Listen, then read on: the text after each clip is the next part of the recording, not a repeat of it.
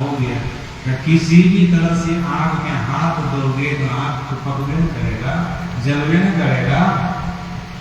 चाहे जान करके आग में हाथ दो कि अनजान में आग में हाथ दो, हाथ चला गया आग में तो जलवे करेगा। पाप हो गया तो परिणाम अब तुमको भोगना ही पड़ेगा। याद रखिएगा, किसी भी तरह का पाप नहीं कीजिएगा। जब उसका परिणाम आपके जीवन में अगर पाप भक्त भक्त आप देखिएगा, यही पाप की है। किसी भी शरीर में लगेगा ना, वहीं पर आपको अपना पाप दिखाई देगा। इसलिए सावधान सज्जनों, पाप करने विकर्म नहीं करना है। जो गीता का दूसरा कर्म है निषिद्ध कर्म, पाप कर्म इसको नहीं करना है। गीता का जो विहित कर्म है शुभ कर्म, इसको करना चाहिए। पाप कर्म कभी नहीं करें।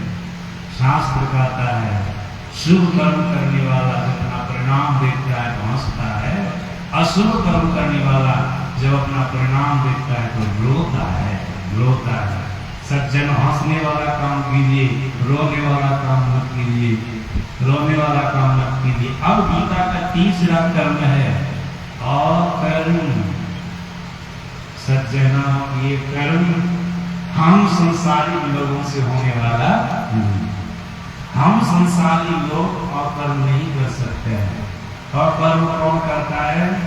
जो योगी पुरुष होते हैं, जो गुरु की कृपा से साधन करके भजन करके अपने भीतर में सार शब्द को पकड़ लिया है, आदिनाद को पकड़ लिया है।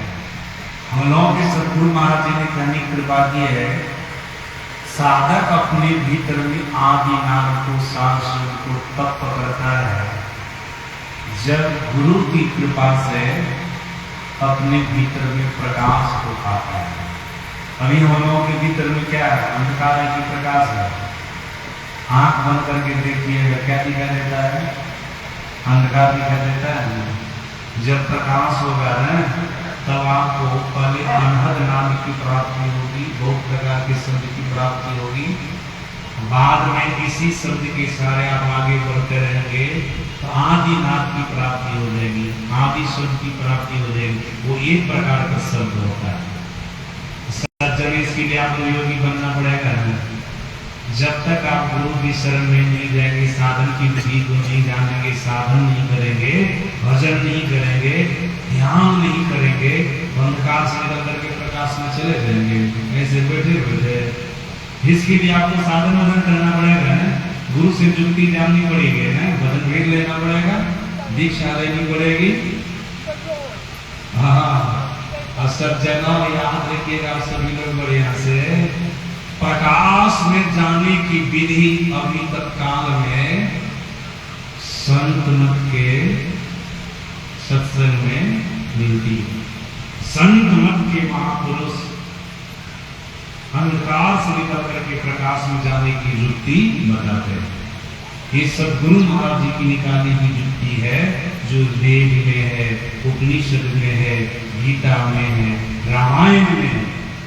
सज्जना, भी केवल और केवल संत मत के सत्संग में ये भेद बताया जाता है। आप लोग और सत्संग में जाकर के सुन लीजिएगा, आपको प्रकाश में जाने का भेद नहीं मिलेगा। व्यावहारिक बात बहुत बता देंगे, संसार में जीने की कला आपको बहुत बता देंगे, सुनिएगा, सत्संग आप लोगों को पता चलेगा। लेकिन प्रकाश और शब्द की चर्चा वहां पर नहीं होगी, नहीं के बराबर। प्रकाश और शब्द की चर्चा तो संत मत के सत्संग में होती है। आप लोग बहुत सुन लीजिए, भागवत कथा को, रामायण कथा को, बड़े बड़े कथाकारों के मुकाबले से बहुत प्रकार के सत्संग को सुन लीजिए। बिरले आपको कोई ऐसे संस्कारी लोग होंगे जिनको अच्छे गुरु मिले होंगे, वे प्रकाश और शब्द की बात बोलेंगे और बताएंगे। ऐसे नहीं, अभी संत मत में इसकी युक्ति बताई जाती है। सज्जनों, कैसे अंधकार से निकल करके प्रकाश में जाया जाता है, आप सभी लोग जानते हैं ना। यहाँ पर मानस जप के बाद मानव ध्यान होता है, उसके बाद दृष्टियोग का साधन होता है।